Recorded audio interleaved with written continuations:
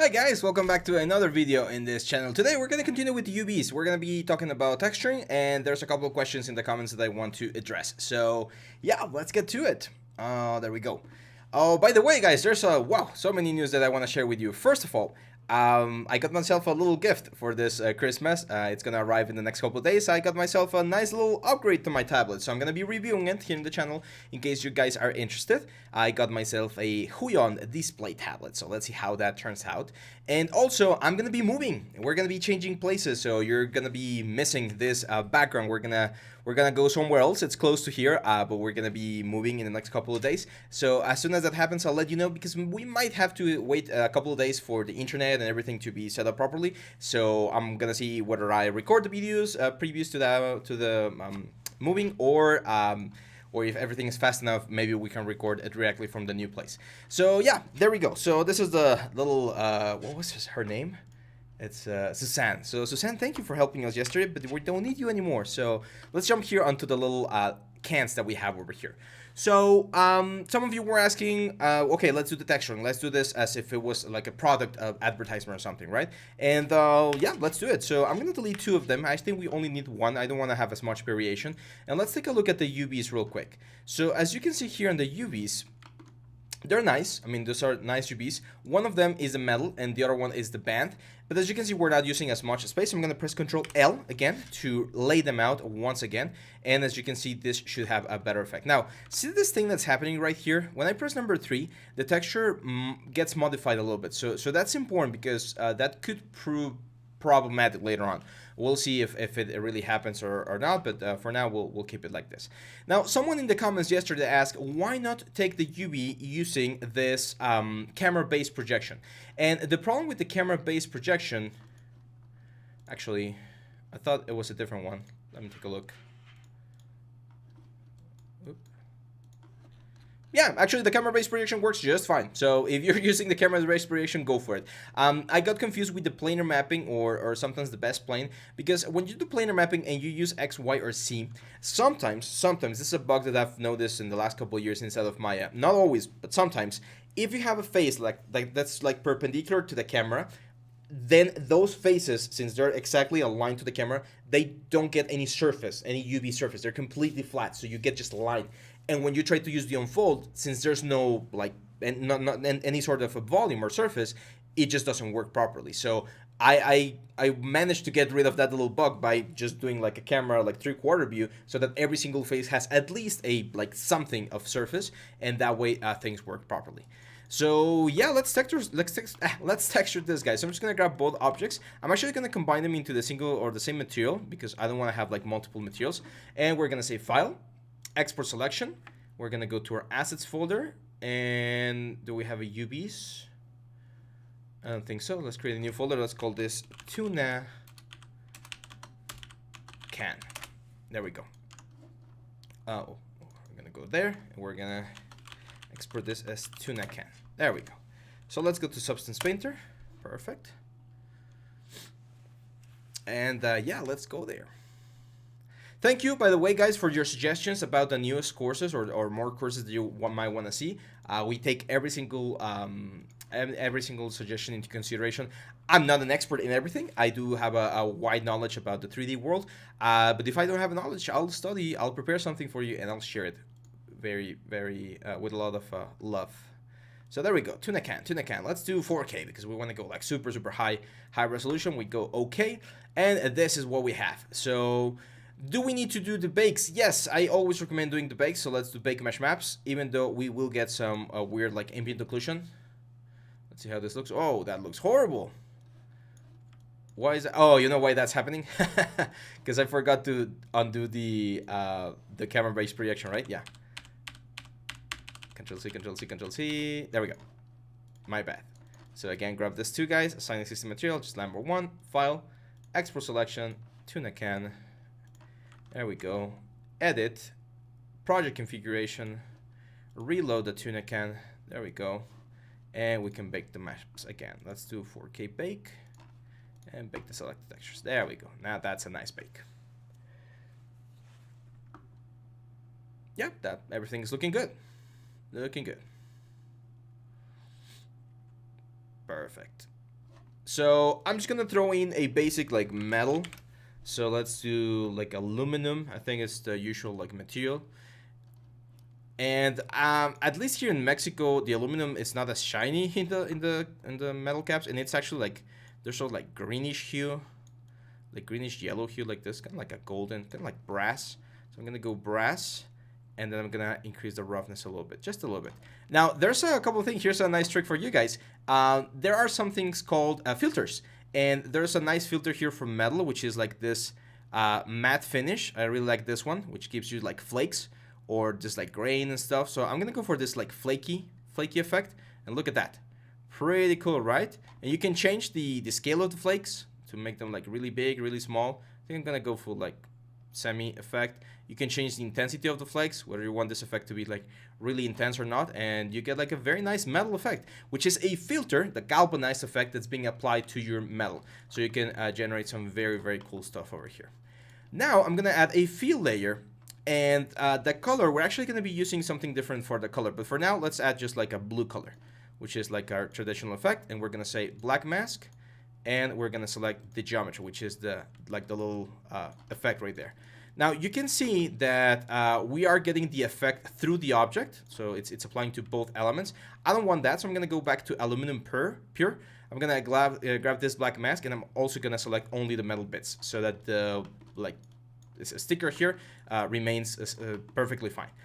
Now, I was able to get one nice little sticker. Let me show you. This one right here. It's La Rioja. I've never had this one. I'm not sure if it's Mexican or from Spain or something. But it's at least like what I'm looking for. This like horizontal effect. The quality it seems to be good. As you can see here, it's 2K, so that's really good.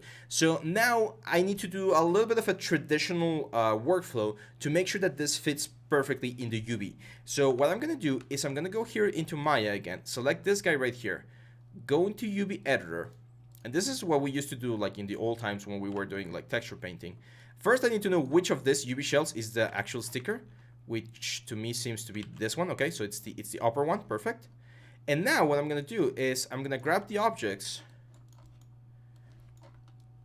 so all of the objects, and I'm gonna say texture or image UV snapshot. And as you can see, it's trying to get into the marmoset files, which is not what I want. Let's go to Nexttut live. There we go. And in images, actually let's go assets tuna can, and let's call tuna ubs.png. Very important that's a PNG, so that's transparent, and we hit apply and close. We can 2K, that's fine, and then we can upscale it later on. So I'm gonna hit apply and close. Now I'm gonna go into Photoshop, file, open, and we're gonna open that image that I just created, which is this one right here. And there we go. This is our UV map. So I'm gonna fill this layer with black, and anything that I paint on this like top layer will be or can be projected onto the other onto the object itself, onto the sticker. And this is how we normally do whenever we have to do like products and stuff, like I don't know, like a can or like a box or something. It's a lot easier to design inside of Photoshop than it is to do inside of Substance. Substance I like for like more complex objects, but for simple objects that have like stickers and stuff, Photoshop works really, really well. So let me open the image. So that one I saved on the image folders, and it was called Etiqueta Atún. There we go. And I'm just gonna press V and drag this and drop this right here. And I'm gonna see if we can fit it as closely as possible. Here's where, of course, getting a nicer quality will be better for us, but unfortunately, it doesn't seem like we're gonna be able to do it. So that's probably the best thing we can do. It's really, really pixelated. Let me see if I can get a nicer effect or a nicer like effect. Oh, there's one. Is this one better? 5K. Let's go more or tools, size, large. Let's see if we can get a large one. Okay, so it seems like this one is probably one of the largest one. Let's see if sometimes when you go in here, it's a little bit better. Okay, let's do it. Someone did this graphic design. Okay, yeah, it's a little bit better. So let's try and fit it again. I'm gonna try and find like the perfect size. Here, what I'm most concerned about is like the upper and lower size. You're gonna see why in just a second.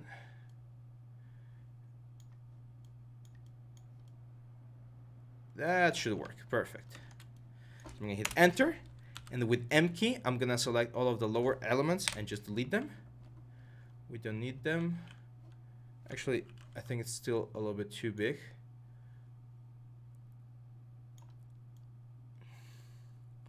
Should be like about there. There we go. Now there's two things we can do, because as you can see, we're still missing a big portion here. We can duplicate the image. However, that's gonna create like a gap, and it's not gonna tile perfectly. Or we can try this. We can try and just like stretch this out, because I know that when we map this on the object, it should like shrink a little bit. I think. Let's see if it works. I'm gonna turn off this thing right here, and I'm gonna save this image. JPEG is fine. Let's save this as tuna brand. Max quality. There we go.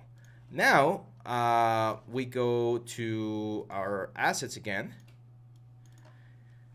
to the tuna can, and we are gonna drag and drop this image into our substance file. This is gonna be a texture, and this is only gonna be for the current project or the current session. That's fine. And we're gonna have this one right here. So remember this fill layer that we have over here? We're just gonna fill this in the color, like this. And as you can see, we get this. Our nice little sticker is now going across the whole thing. And as you can see, yeah, it didn't distort that much. It might look a little bit like way too distorted here. Like I think it looks a little bit too distorted. But it looks quite nice over here. So as you can see, we have our nice like tuna effect. Now the cool thing about using this base color is that now we can actually modify a couple of things. For instance, we can modify the roughness. We can make this sticker really flat or really what's the word? Really shiny, depending on how we want to. You can see here, it's really like on the borders a little bit easier to appreciate. There we go. So you can see the shine there. We can modify how shiny or not this is, the roughness. Height we really don't need. Metallic, I mean, we could if we wanted to make this a metallic like shiny effect, we could also do it, but that's not something that we want. So one of the cool things about adding this image here inside of Substance is, as you can see, we're gonna get a nicer effect. Now the quality definitely has a lot to be desired, but we don't have the time right now to be designing like a new sticker. So I think we're gonna leave it like this. Now it's just a matter of exporting the textures, and you guys already know the process.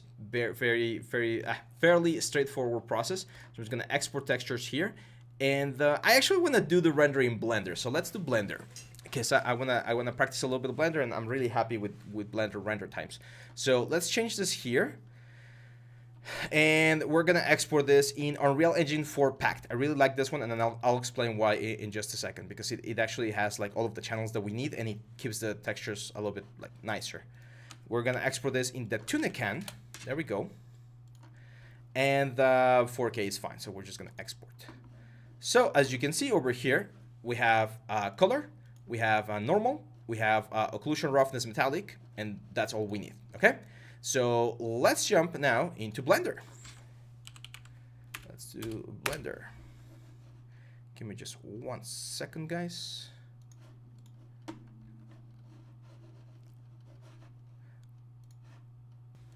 Sorry about that. Had to take a little bit of a visit there. So there we go. As I mentioned, we're doing it in Blender just to change things around, and I want to make sure that everyone understands that we're not what's the word?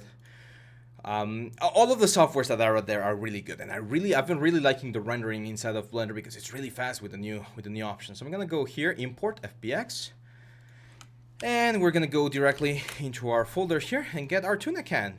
Boom, there we go. Now I'm gonna press Shift A, Mesh, and a plane to just create a simple plane. Let's scale this. I am gonna jump into the camera. And I'm going to change an option here that I really like, which is on the view options, lock 3D camera to view, so that it works a little bit closer to the Maya view. Let's go here. So now when you move around, it's like if you were inside of Maya. There we go. Now you guys know, and I've mentioned this before, that whenever we're doing metal things, an HDR is super important, because the HDR will reflect the things into the scene, right? So you know where we go when we need HDRs, which is HDR Haven or Polyhaven now. So here in the HDR, let's go for like a studio, something more like for products, and let's go for something light and white like this one. This one I really like. Download this. And I'm gonna move this. I know that Blender now has the content browser, but I haven't taken a look into that. Well, I'll take a look and maybe share a video with you. For now, I'm just gonna leave it on the desktop, which is not the ideal place because it becomes very disorganized, but it's gonna work. I'm gonna go here to the world options. We're gonna go to the color, and we're gonna select image texture, sorry, environment texture, and we're gonna open. We're gonna go to desktop, and it's this Photo Studio 01, open image. There we go. So now, if we press this button right here, which is the render button, da-da, we are rendering. So let's go out of the view. We'll go back to that one once we what's the word? Once we press N. There we go. N is to hide the little guys over here. So yeah, as you can see, it's here. It's white. It's nice. We can change the strength, by the way. If you feel it's a little bit too much, we can change it. Maybe just lower it a little bit. To get like a more traditional effect. I'm gonna grab this. I'm gonna press a G and C to bring it up so that it's up, sitting right there on top of the can. There we go. Now let's go to the shading node right here, shading, and we're gonna shade the little can right here. So as you can see, the can already has a material assigned, which is the Lambert one. I'm gonna change the name. I'm gonna call this tuna or M_tuna can. There we go. And we are gonna bring in the textures that we just got from what's the word? From Substance, which is the base color, the normal map, and the occlusion roughness metallic. So let's zoom in here. So base color, I mean it's pretty straightforward. We just bring the color into the base color, and you're gonna see that the color is appearing right here. Right now we're using Eve, not Eve, Cycles. No, not Cycles. Eve, which is the real-time rendering, which is not bad. It seems like my can. Oh no, I thought it was upside down, but that's fine. So it is rotated, so I'm gonna hit R to rotate this, and then C to rotate on the C axis, and let's just rotate it so that it's facing forward, the little guy over there. There we go. There seems to be a little bit of scale issue. Not a big problem. We can just grab this thing and scale it out like that. There we go. So there's no overlap.